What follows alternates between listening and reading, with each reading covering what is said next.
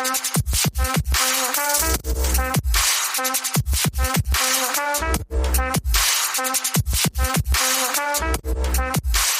to Circular Firing Squad. I'm Marty, a counseling faculty at Kent State University and a host for Circular Firing Squad.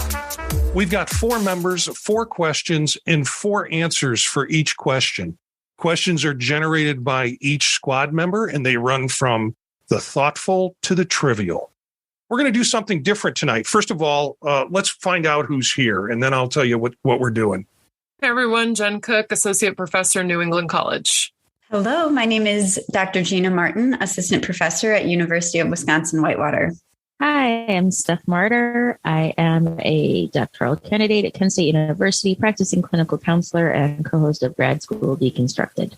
So tonight we've got a different plan. First of all, the other 2 boys are not here. Surprise, surprise.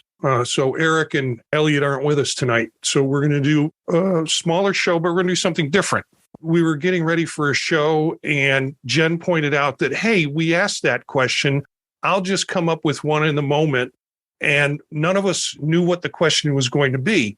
So we decided to do the whole show that way this time. So we don't know what questions people have come prepared with. They've got sort of an area or a tone that I suggested with them to give a little balance between what we normally do. But the questions are coming at us without any understanding of what they're going to be. So first up, Jenn. I feel like I have to set the tone big time here, and and I decided to go easy on y'all to kick us off and to get us started. So complete this phrase. When life gives you lemons. How is that easy? I'm the first one who has to respond to this. Come on, Gina. You got this. Think of your personality. When life gives you lemons. So the first thing that's coming to mind for me, when life gives you lemons, work harder. I don't know. I feel like that's like a very boring answer. And yet that's like kind of my answer to everything. Like when life gets tough, when shit gets real, it's like you put your nose to the grindstone and you just keep slogging along. I don't know. So that's kind of where I'm at. And maybe that's a byproduct of the time and the situation. But yeah, so when life gives you lemons, you keep going, keep working, keep chugging. Okay, I'm going to go a different route. I'm going to say, a couple of answers came to mind, but I suppose what I would actually do in real life is find some recipe and try to make some lemon pie of some sort. Like, I don't know, some fancy type of lemon pie or the, I did make these really good vegan lemon bars once. Those were really good. I should make those again using agar, which is like really cool. Makes it like gelatin. So I would make some sort of lemon baked good. I really like lemon bars. That's sort of my go-to dessert. And when you say when life gives you lemons, first thing that pops into my mind is we buy a lot of lemons in this household. Aileen likes lemon juice on anything that comes out of the sea. So she will squeeze it on. And the thing is, we'll buy one not knowing what we're going to eat this week. And within the next week, she's like, oh, it's bad. We got to get a new one. And I keep trying to convince her to just buy the bottle juice. But she said, no, you can tell the difference. So we recycle a lot of lemons. By that, I mean, we return them to the earth before they're due. But when I heard your statement of when life gives you lemons, I thought vodka, ice, and lemon juice or a wedge of lemon in it. And then I thought, no, well, because that's sort of my favorite go-to at conferences. Lonesome Johnny, which is vodka, ginger ale, and lemon. Lemon during the summer, limes in the fall. But it's a drink that John Prine sings about, and so it's called a Lonesome Johnny. Well, that's a fun fact that I didn't know. I was in the vodka route too, of like life gives you lemons, squeeze it in a shot of vodka and call it a day. And I was thinking, Marty, that you might go that direction and take my response, but not that drinking is the answer to everything. But I appreciate everybody's answers because I have a typical work ethic of, just put my head down and forget that I've got the lemons. But I think I'm now in the life circumstance of, I think I'd rather have a cocktail.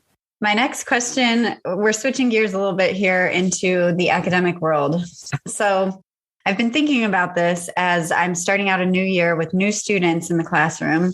How honest are you in the classroom when students ask questions about counseling, especially brand new students that are training to be counselors? How honest are you? Okay, so I'm the first one with that one.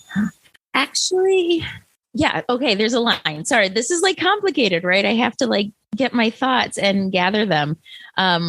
Because yeah, you hold back a little bit perhaps, but I also feel like there have been times when you're just helping them when they're doing their dyads and they're practicing and they're like, oops, I did this. And they're so in their heads that I'm kind of like, that's okay. Being yourself is okay, and to encourage them to bring that uniqueness that they have. So when it comes to certain things, instead of just sitting in the exact proper position and those kind of micro skills, I suppose, to help them relax. So I'm honest with them in that way. Like that's not completely real world, but practice it that way and you won't go wrong. That's the way to do it. When it comes to something like self-disclosure, we just say that's for another time. Right now, don't do it. I suppose, but it gets tricky. I would say brutally honest, and I've been accused of that by students and colleagues. It's like, we know you're going to speak the truth about what's going on. Unfortunately, I don't do it with as much tact as the doctoral students who are co-teaching with me. I can watch a doctoral student see the same problem that I had, that I see, and they do this wonderful reframing for the student that feels so good. And the students are already scared of me at some level because they're new students. And I wind up just kind of speaking it bluntly and wished I didn't have to put it that way, but that's how it comes out. I'm teaching group now, and so I get to kind of do a lot of metaphors and set the tone and talk about shifting the culture in the group as they're practicing their groups. And so I can be a little bit more zen in the process, but generally I can't come out with anything as gentle as my doctoral assistants can when I'm teaching a class. It just comes out a little too abrupt, but truth, I'll give me that. It is true.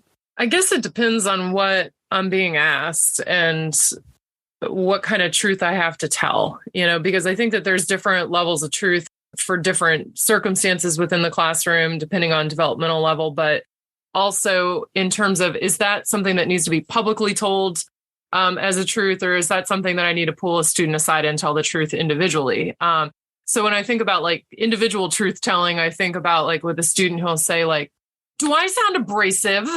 And, when the student a little bit, or you get the sense of like, they're actually pretty wounded. And if I were to say in front of an entire group of people, yeah, actually you do, they would probably lose it completely. And so I might downplay it within a group setting to be like, well, I'm not sure if I would say abrasive. I think that there might be a different way that we might be able to approach this in terms of tone, And then after class, I would probably pull the student aside and be like, I was encountering it as abrasive, and I didn't want to deliver that feedback in front of the group because I wanted us to be able to talk about it in a more, one-on-one sort of way. But when it comes to, the questions that students ask, like, for example, like, am I going to make good money when I first graduate from the counseling program? I'm like, look, that's a truth that needs to be told. No, hun, you're not. Unless you're a school counselor in Wisconsin and they were graduating making more money than I was, let me be honest. I remember my second year teaching, and there were school counselors who were going to work for their very first job, making like $2,000 less a year than I was making. So, there are some of those things I think you all probably are picking up. I try to infuse humor with it. And I also have the realization that like, I don't know, 90% of what I say students don't listen to anyway. It doesn't matter if I tell the truth or tell a really great lie. They're unlikely to really listen or remember what I say anyhow. So, but I err on the side of truth. Sometimes that's, I try to be a little gentle with it. But there are some, you asked about the classroom, so I won't talk about other professional contexts. So, but I would probably be more brutally honest in those than in the classroom. So my answer is really similar, Jen. I have been told that I am pretty direct, and I don't know. I feel like I'm not a really direct person in real life, like outside of the classroom, outside of counseling, in my normal everyday life. I don't feel like I'm confrontational or direct. And I think that in the classroom and as like a supervisor and that kind of thing, I think that if I wrote a book on it, I think it would probably be called Transparent Teaching or something of the sort, because I think that there's a lot of value in being honest and upfront with students, especially right when they're starting out and they're brand new. And like you said, it depends on what that is. And if I'm going to use that classroom as the time and place, to share that. But I think that there's a lot that can be learned in the classroom if you're honest and if you're upfront and if you're transparent. And I think that students will connect with you more if they can tell that you're being honest and authentic. So I think that I'm also brutally honest. And sometimes I don't have as much tact, like Marty said, and students can get really hurt by that. And other times I feel like it works out pretty well. Here's my question. Barring extraneous circumstances, and, understandable kinds of things, how long is it acceptable for somebody to be late for an appointment with you or an engagement? I always dread going first. 15 minutes. That doesn't mean I won't wait longer, but generally by 15 minutes, I have kind of moved on to something else in my head. I'm working on something else, or I'm doing something else, or I'm leaving the place that we're supposed to meet, whether that's in Zoom or whether that's face-to-face. Yeah, 15 minutes. If somebody it's great if they send me a message. And sometimes it means the message is we're going to just have to meet at another time, but 15 minutes. I think it depends on whether or not it's a social or professional context. I can't be too judgmental because I typically run a few minutes late. That's sort of my general functioning in the world. I went to a gathering the other day, and I think it was supposed to start at 2 or something. It was a social kind of thing, and it was supposed to start at 2. I think I got there maybe 20 after 3 or something like that. And the host said, and this was in New Hampshire, and I don't know the New Hampshire culture. I'm, raised by New Yorkers in the South. So that's, in terms of how you show up and at what time, there's some differentiations there. She said, "Oh, I'm so glad. I wasn't sure if you were going to make it." And I was thinking like, well, the cross between ADHD and being raised by New Yorkers, you're lucky I've left the house already. I mean, seriously. So when it comes to professional stuff, I expect people to be within a few minutes, especially if it's on Zoom. When I have to wait online, it feels like an eternity. Like if I'm sitting in Starbucks waiting for somebody, like, my mind is occupied. I'm seeing people go by and I'm eavesdropping on the conversations next to me. Like I've got something to do. But when I'm sitting in my house and I'm thinking like, I got to get back to it. Like if you're not coming, I need to get back to it. And I'm like checking the phone, checking the email. I mean, it feels more stressful to me to wait in an online situation than to wait IRL. And so and most of my, professional interactions are online these days. So I would say that, for online, you got 5 minutes. If you don't send me an email or a text, I'm out. Like, I don't have time to sit around on Zoom all day. No, if you're not here, let's keep it moving. But in real life, I'd easily sit 15 or 20 minutes and probably not even notice that the person was late. Yeah, I think it depends on the context for sure. I think for me, I like to be early to things. And if I'm not early, there's usually a problem or there's usually something that is significantly wrong to preclude me from being there at least 5, 10, 15 minutes early. I hate being late. And that is just something about me.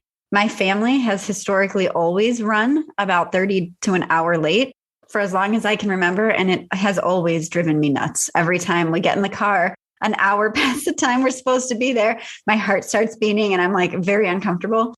So in my own life, I have made it a fact to be perpetually early to things. And so therefore, for classes, for supervision, for most things in my life, I demand that people are on time. And I really, really, really dislike it when they're not. If it's a client who's coming to see me, then I'm a little bit more generous, but I'm usually calling them within the first 7 minutes. That's my cutoff. When it hits 107, I'm like, all right, where are you at? So yeah, I agree with you, Jen. Sitting and staring at Zoom while you wait is very anxiety provoking and makes me, again, just very uncomfortable. So 7 minutes or 10 minutes early. Don't call them, Gina. Just swipe their credit card. I mean, with clients, come on. Well, they're paying for it and they're usually children. So it's like, something's got to give. I've had to work really hard to extend my allowance of time. And I think I'm in a good place now. I think I'm in a reasonable place. I think in general, socially, if you're meeting somebody somewhere, for me, 15 minutes. Because for the first 15 minutes, I don't want to be startled. I don't want to be in my world and then jump and have my hypervigilant yell in the middle of a public area. I'm looking. I want to make sure you see me. I don't know. So I can only do that for so long. At the same time, I'm probably not going anywhere because you might just be around the corner. That will keep me there for a long, long time. I think that's the problem, is that I have a reasonable amount of time in my head. And then there's the time where I feel like I'm going to log off or I'm going to leave right before you show up. So I'm really give it a lot longer. Now for clients, it's 20 minutes. Unless they say something and we agree to have a shorter session or something in that way. But I do call much earlier, 10 minutes. I give them 10 minutes. But if I don't hear from them and they're not there, it's 20 minutes. And yes, your credit card gets swiped. So generous to wait 20. Gina, I'm like you. I like to be on time. It drives me nuts when I'm not on time. And generally, I time things down to the minute, and then I show up. Steph knows that. In classrooms, I'll walk in right when the class is ready to start and try to get going. Yeah, I have little tolerance for folks who kind of straggle in really late. There's nothing I can do about it, but it just kind of gets to me. So my question is sort of a academic work-related question. Most of us have returned from COVID, so we've made the shift from from COVID to non-COVID, a non-COVID environment. I know some folks are online in this group, and some of us are in traditional brick and mortars, face-to-face kind of meeting. So you can answer this question any way that you think fits your context. What's good with this transition? What have you discovered that's like, oh, wow, I'm glad we're doing this now. And then what's flawed with the transition? What are you like, can't we just go back and do this instead? Well, personally, I'm fully online right now because I'm working in a program that has not gone back in person.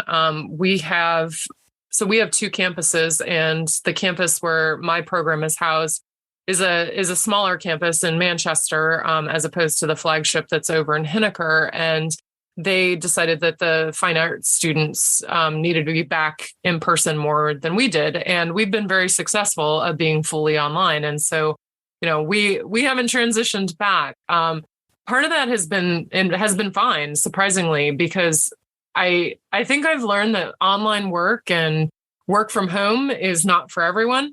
And I'm not 100% sure that it's for me. It's interesting to notice that I have pretty decent structure and I'm able to get my work done the way that I should and all of those kinds of things. But I noticed that I miss that interaction, that human energy interaction that you get actually face to face, as opposed to being in an online environment. So I would say that that's kind of the hard part of not transitioning back. I appreciate, not having to worry about, are people going to mask? Are they going to be in my face? Are they going to be getting too close? because you know what, y'all, COVID's still here. So is the flu and everything else that you can pick up. And we weren't as conscious of that before, but a lot of us are now. So I appreciate that. But I have to say, like, I do appreciate it when I'm able to be in person with folks, and when I'm able to, go and, do a seminar, do a conference, or, those types of things, because I've become incredibly, adept at teaching online, meeting online, all of those kinds of things. But I think me personally, I need to feel the energy of other people. And I'm glad that my body has finally learned not to try to pick it up virtually, like through Zoom and whatnot, because it's impossible. And it wore me out for a good year and a half when we all first went online. But I think for those of us who have the promise of going back, as soon as the space opens up and all that type of thing, I look forward to that personally, just because that's good for my soul and it's good energy. And frankly, I got a bunch of clothes I'm not wearing because I mullet dress for work now, it's, business on the top, party on the bottom. So I look forward to getting the transition back. Yeah, I feel like I have a unique perspective because I've done both. And I feel like this is maybe an unpopular opinion, but I like both. And I think that both serve a purpose. And someone asked me, having transitioned from being fully online in an online program to working at a traditional brick and mortar, what's the biggest difference that you notice in the classroom? Like, how do you notice that things are different? Or how are you different as a professor or whatever? And I was like, really not that much is different. And I know that's a really unpopular opinion, and people are like, okay, whatever, I don't believe you. But truly, I feel like not that much is different. And I disagree with you, Jen, that I feel like you can sense some of the energy in the online setting, not in an asynchronous setting, but in that synchronous setting. If students are really passionate, I think you'll see it. And I think that you notice it. And I think there's something about looking at people's faces so up close in the online setting that gives you more data about them. I don't know. And maybe that's the analytical side of me coming out. Whereas in the classroom, people can look down and people can turn their head, and you might not have a lot of that like eye to eye contact, which maybe you don't online either. I don't know. We're getting lost in the weeds here. But I think the point of my story here is, yes, I love to look at people's faces up close. That is the point of the story. No, I really appreciate both ways of teaching and doing things. And I think that there's a purpose for both. I think that you can have online meetings. I think that you can move things online when it's convenient for people's schedules. And I think you can still get some of that underlying body language and stuff from having those interactions. And there is something to be said for those person-to-person interactions that happen in the hallway or between the offices or whatever. And I have to say that is my absolute favorite part of teaching at a brick and mortar. Also having students over to my house and having that capability to do that and to let students see that side of me is really, really neat. And that's something that we just didn't have in the online space. So yeah, so that's kind of where I'm at with that. I think both are great and you can do both. And I'm not going to disagree with you on that, Gina, but there is something about being in the brick and mortar when you can walk up to a student to increase the intensity when the eye contact goes away, or when you want to hear them better, or, and so it's like, sure, I can read body language online just fine. But in terms of feeling the energy and being able to up the intensity, so training as family therapist, right? So being able to lean in, for example, like physically lean in. If I do this online, I'm moving in, y'all can't see me in the podcast, but like I'm leaning forward. I just look like a freak getting too close to the camera. If I do that in person with a student and I lean in toward them, I've just upped the intensity in a way that is intentional, And so at any rate, like those are the kinds of like small nuances that I miss of that brick and mortar experience of being able to like get up and like feel it and make something different happen, because online they could just be like, they could have me muted and I wouldn't even know it. I haven't gone back yet. That's a lot. I mean, the thing is I'm resistant. I'm a little resistant to going back. And I think that just is more about my personality than any health fears at this time, because I'm completely planning on going back. We have plans in about a month for me. It's when childcare will be available for the days that I work. So it should be fine. I think it's going to be like riding a bicycle. It'll be nice. I think it'll be really good just to have the office there. Say hi to people when you walk in. There's an energy that just when you're there and there's other people working around you, and there's something cool there. The biggest change, and I say this tongue in cheek because sometimes people don't know and they can't tell when I'm joking, but really I am looking forward to getting all that free food from the drug reps. I've been missing that. So that will be a change to get lunch again. Steph, it's so funny you say that, because I think that was the biggest transition for me. It was like, I have to pack food now. Like if I'm on campus for 8 hours, I can't just like shuffle over to the fridge and get something. And so I have gone 12-hour days solely eating candy because that's all that's available. And I'm not proud of it. And it's happened. I think the question generated from the fact that we did come back. And, I'm at my home tonight recording this show, as I think, well, y'all are. But over the 2.5 years of COVID, I have improved the technology in my home to the point where I've got 3 monitors, another full computer over here. I've got a television up on the right, and I've got a really powerful computer that can manage all of this stuff at the same time. And then I go to my office and I've got a computer that was 3 years old before COVID. Turn it on. It takes forever. Try to do anything with it, like retrieve your mail. It doesn't work. I can bring my laptop and access mail quicker than I can off my desktop computer in my office. So being in my office now feels like torture because I can't do any work there.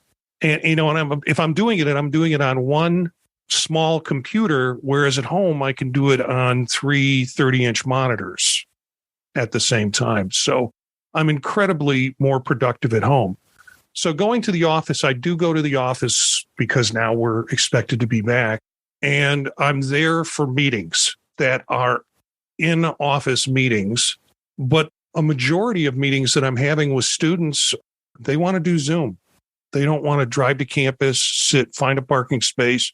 Yeah, that whole dance that you have to do when you go on campus. So I'm finding myself working a higher percentage at home, which does separate me from all the excitement of seeing colleagues and things like that. We have our in-person meetings, so we get to see each other every couple of weeks at least.